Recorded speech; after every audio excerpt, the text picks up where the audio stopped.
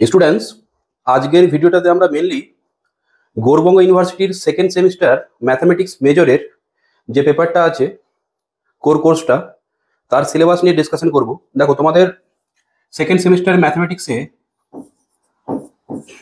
গৌড়বঙ্গ ইউনিভার্সিটির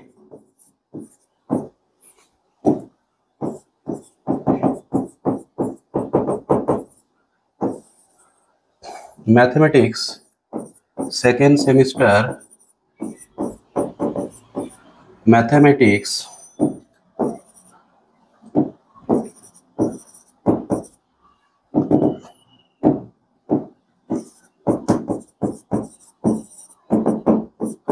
major.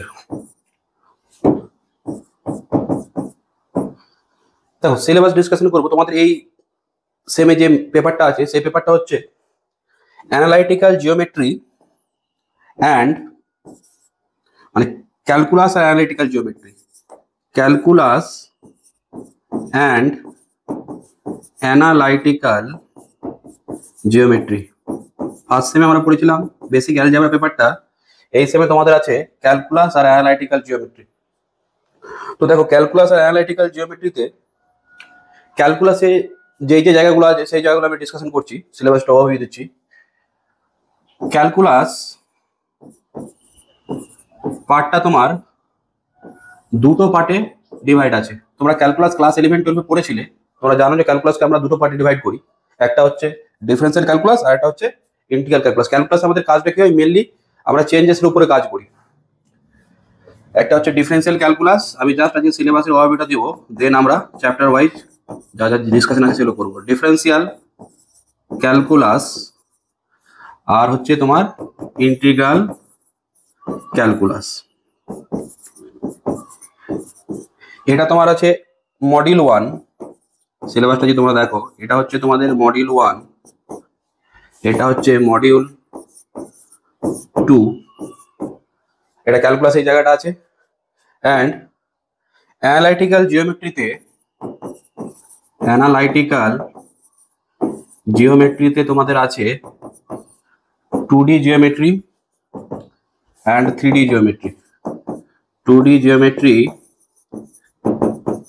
And 3D geometry. 2D geometry তোমাদের module 3 and এটা হচ্ছে তোমাদের মডিউল 4। ঠিক আছে, তো তোমরা এমনি জিওমেট্রি তো পড়েছিলে ক্লাস 11-12-এ। 2Dটা তোমাদের মেনলি ছিল, 3Dটা কিছু ছিল। তো আমরা এখানে তারই ফার্দার কন্টিনিউশন দেখবো। 2D জিওমেট্রি আর 3D জিওমেট্রি সেম জিনিসটা আমরা ক্যালকুলাসে দেখবো। এবার কি কি চ্যাপ্টার্স আছে সেগুলো আমরা একটু ডিসকাশন করে নিচ্ছি। দেখো, ডিফারেন্সিয়াল ক্যালকুলাসের ব্যাপারটা প্রথমে বলি। Differential calculus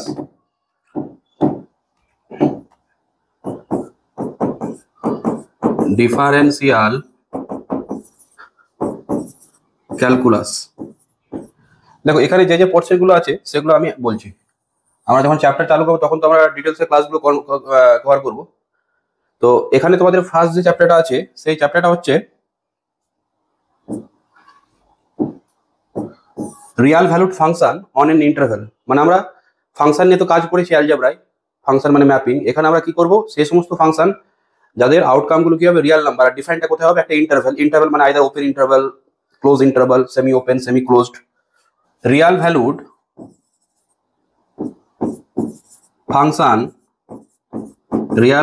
functions on an interval, Real valued function on an interval.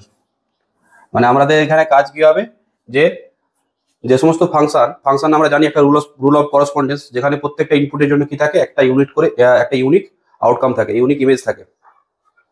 এখানে আমরা মেনলি কি করবো, রিয়াল ভ্যালুড ফাংশনস মানে exponential function, polynomial function, logarithmic function, trigonometric function and so on, piece wise function, আরো etcetera যেসব জিনিসগুলো আছে সেসব ফাংশন নিয়ে কাজ করবো ইন্টারভ্যালের উপরে।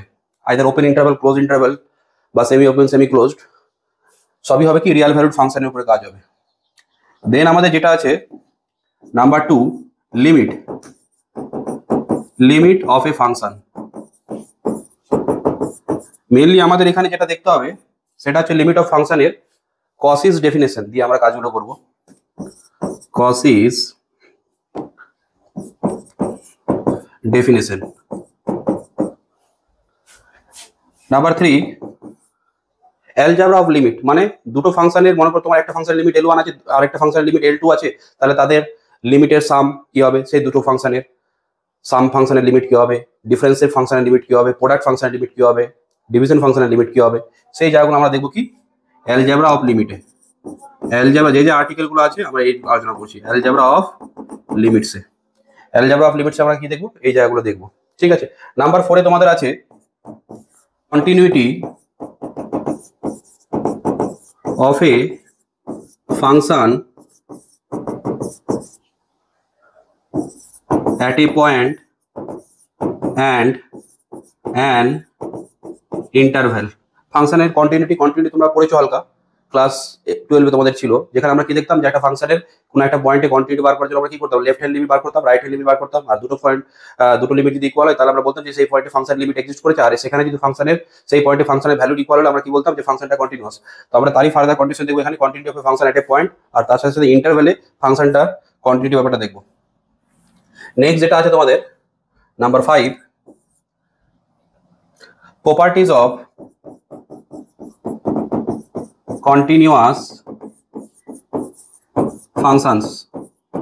Properties of continuous function, continuous ফাংশনগুলো প্রপার্টি দেখবো, মানে কন্টিনিউয়াস ফাংশনের মধ্যে কি কি হয়, বাউন্ডেডনেস, মনোটোনি ইনক্রিজিং ডিক্রিজিং, তারপরে sign preserving property, intermediate value property and so on.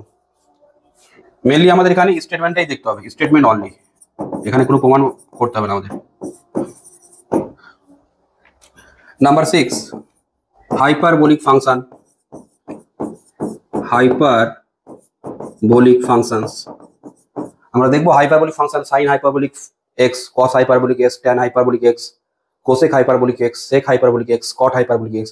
এখানে আমরা যেটা দেখবো যে হাইপারবোলিক ফাংশনগুলো কি, যেরকম তোমার হচ্ছে সাইন হাইপারবোলিক এক্স, এটা হচ্ছে এক্সপোনেনশিয়াল ফাংশনের রেসপেক্টে লেখা হয়, e to the power x minus e to the power minus x by 2, cos hyperbolic x e to the power x plus e to the power minus x by 2 and so on. আমরা এখানে hyperbolic ফাংশনের উপর specially কাজ করব, hyperbolic function. Next যেটা আছে আমাদের সেটা হচ্ছে higher order derivative. Higher order derivatives, higher order derivatives মানে আমাদের এমনি তো আমরা normally first order second order derivative করেছি, এখানে আমরা third order fourth order and nth order পর্যন্ত ফাংশনের ডেরিভেটিভ গুলো করব, হায়ার অর্ডার ডেরিভেটিভ। তারপর হচ্ছে Leibniz rule for successive differentiation,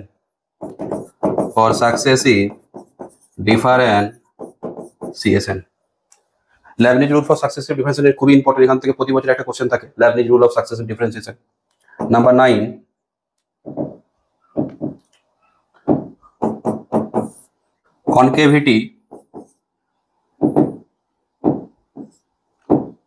concavity and convexity and point of inflection, concavity, convexity and point of inflection।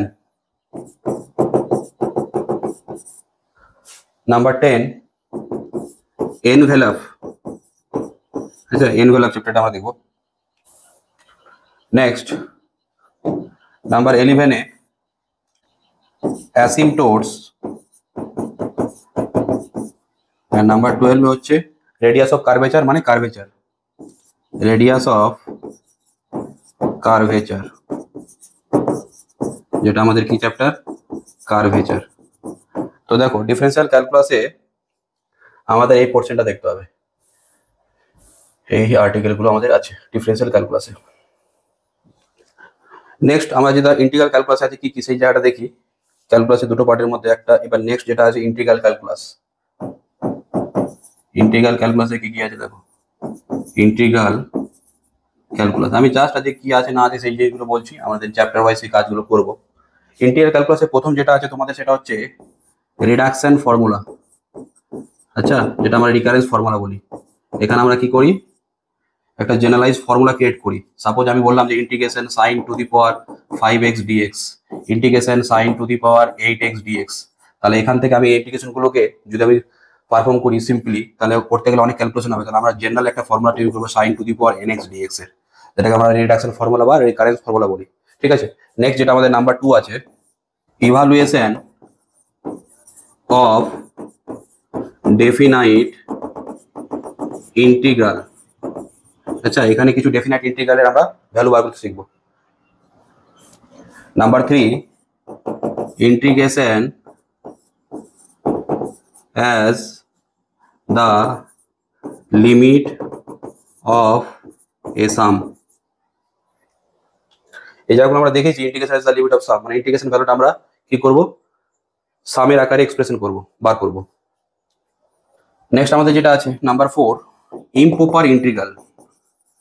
Improper integral, proper integral তোমরা করেছো, এবার আমরা করবো ইমপ্রপার ইন্টিগ্রাল। মানে যদি একটা ফাংশন কোনো একটা পয়েন্টে আনবাউন্ডেড হয় বা ডিসকন্টিনিউয়াস হয়, তাহলে সেই ক্ষেত্রে ফাংশনের ইন্টিগ্রেশন কি করে বার করে, মনে করো integration limit infinity minus infinity এগুলো আছে, বা কোনো পয়েন্টে পয়েন্ট অফ ডিসকন্টিনিউটি আছে, তো সেই জাতীয় ইন্টিগ্রেশন যেগুলো ইমপ্রপার ইন্টিগ্রাল, সেগুলো নিয়ে আমাদের কাজ করতে হবে, ইমপ্রপার ইন্টিগ্রাল। নেক্সট আমরা স্পেশালি দুটো ফাংশন আছে ইমপ্রপারিটি, একটা হচ্ছে বিটা ফাংশন, একটা হচ্ছে gamma function. Beta and gamma function নিয়ে কাজ করতে হবে, gamma functions, beta and gamma functions. Next কি আছে দেখো, number 6, parametric equation and parameterizing curves. ঠিক আছে, নাম্বার 7, আর্ক লেন্থ। একটা কার্ভের আর্ক লেন্থ কি করে বার করে সেই জায়গাগুলো দেখবো। মেনলি আমাদের এখানে প্যারামেট্রিক কার্ভের উপরে কাজ আছে, specially parametric arc length for parametric curve, arc length for parametric curve, arc length for parametric curve. Number 8, area of surface of revolution। মানে একটা কার্ভ যদি একটা অ্যাক্সিসের বরাবর, একটা ফিক্স লাইন বরাবর যদি তাকে তুমি রোটেট করো, তাহলে একটা সারফেস জেনারেট হবে, যেটা সারফেস অফ রেভুলেশন বলা হয়। তার যে এরিয়াটা হবে, এই সারফেস এরিয়া, সেই চ্যাপ্টারটা আমাদের আছে। অ্যান্ড নাম্বার 9 যেটা আছে সেটা হচ্ছে ভলিউম, সেম জিনিসের volume enclosed by surface of revolution, মানে সিম্পলি রেভুলেশন। এখানে দাঁড়া, রেভুলেশন, সারফেস রেভুলেশন, মানে সারফেস রেভুলেশন আন্ডারে সারফেস এরিয়াটা বার করতে হবে, আর তার দ্বারা যে ভলিউমটা ক্রিয়েট হবে সেই জায়গাটা আমাদের দেখতে হবে। তাহলে ইন্টিগ্রাল ক্যালকুলাসে আমাদের এই জায়গাগুলো আছে, এইসব আর্টিকেলগুলো আছে ইন্টিগ্রাল ক্যালকুলাসে। তো ক্যালকুলাসে দুটো জায়গার মধ্যে একটা ডিফারেন্সিয়াল ক্যালকুলাসে কি আছে আর ইন্টিগ্রাল ক্যালকুলাসে কি আছে, সেই জায়গাগুলো আমরা বললাম। এবার নেক্সট আমরা যেটা দেখবো সেটা হচ্ছে জিওমেট্রিতে কি আছে। এবার যে আমরা জায়গাটা দেখবো সেটা হচ্ছে অ্যানালাইটিক্যাল জিওমেট্রি। অ্যানালাইটিক্যাল জিওমেট্রিতে তোমাদের 2D জিওমেট্রি আর 3D জিওমেট্রির মধ্যে দেখো, 2D জিওমেট্রি যেটা মডেল 3, সেটাতে আছে আমাদের 2D জিওমেট্রি,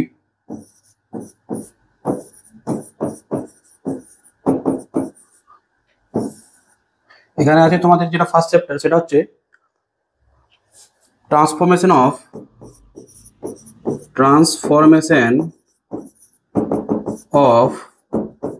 কোঅর্ডিনেটস, তো এখানে যেটা হচ্ছে তোমাদের ট্রান্সফরমেশন অফ রেক্টেঙ্গুলার অ্যাক্সিস বলা হয় এই চ্যাপ্টারটাকে। এখানে আমরা কি করি, translation and rotation.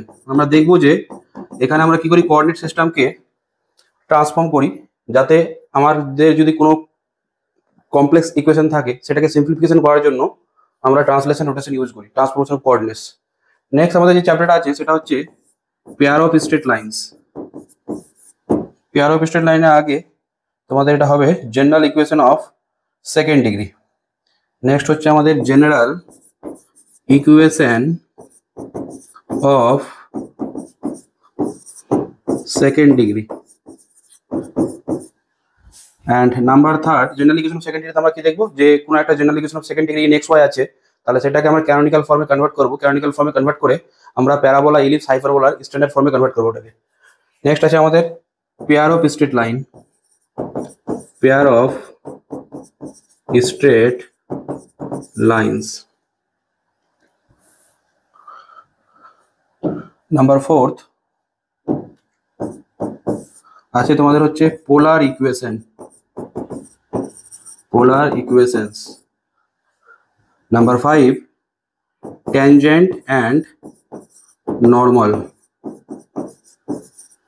and number six poles and polar, poles and polars। তো 2D জিওমেট্রিতে আমাদের এই জায়গাগুলো আছে, এই চ্যাপ্টারগুলো আমাদের পড়তে হবে।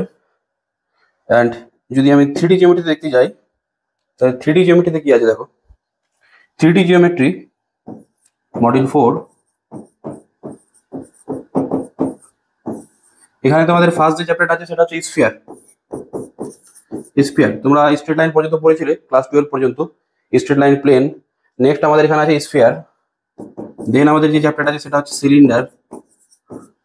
দেন আছে আমাদের সেন্ট্রাল কনিকয়েড। সেন্ট্রাল কনিকয়েডে আমাদের কি পড়তে হয়, ইলিপসয়েড, হাইপারবোলয়েড অফ 1 সিট, হাইপারবোলয়েড অফ 2 সিট, সেগুলো আমরা দেখবো এখানে সেন্ট্রাল কনিকয়েডে। তারপরে আমাদের এখানে প্যারাবোলয়েডও আছে, প্যারাবোলয়েড, প্যারাবোলয়েড, ঠিক আছে, প্যারাবোলয়েড। নেক্সট আমাদের আছে কি, প্লেন সেকশন অফ কনিকয়েড, মানে তোমার কাছে যদি একটা কনিকয়েড থাকে, আইদার ইলিপসয়েড, প্যারাবোলয়েড, হাইপারবোলয়েড, তাহলে সেটাকে যদি আমি প্লেন সেকশন নিই, ইলিপস, প্যারাবোলা, হাইপারবোলা পাবো। তো সেই প্লেন সেকশন অফ কনিকয়েডস এটা আছে। নাম্বার 6 এখানে তোমাদের আছে জেনারেটিং লাইন্স। দেন করতে হবে তোমাদের ক্লাসিফিকেশন, ক্লাসিফিকেশন অফ কোয়াড্রিক্স, ঠিক আছে, এই চ্যাপ্টারটা দেখতে হবে, classification of quadrics, classification of quadrics. And number 8 illustration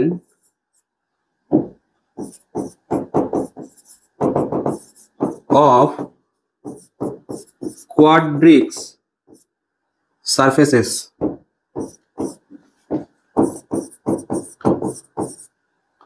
यहाँ पे जो तुम लोग को देखना है क्या क्या है, यहाँ पे कोन देखना है, cylinder, hyperboloid, hyperboloid, ellipsoid and paraboloid.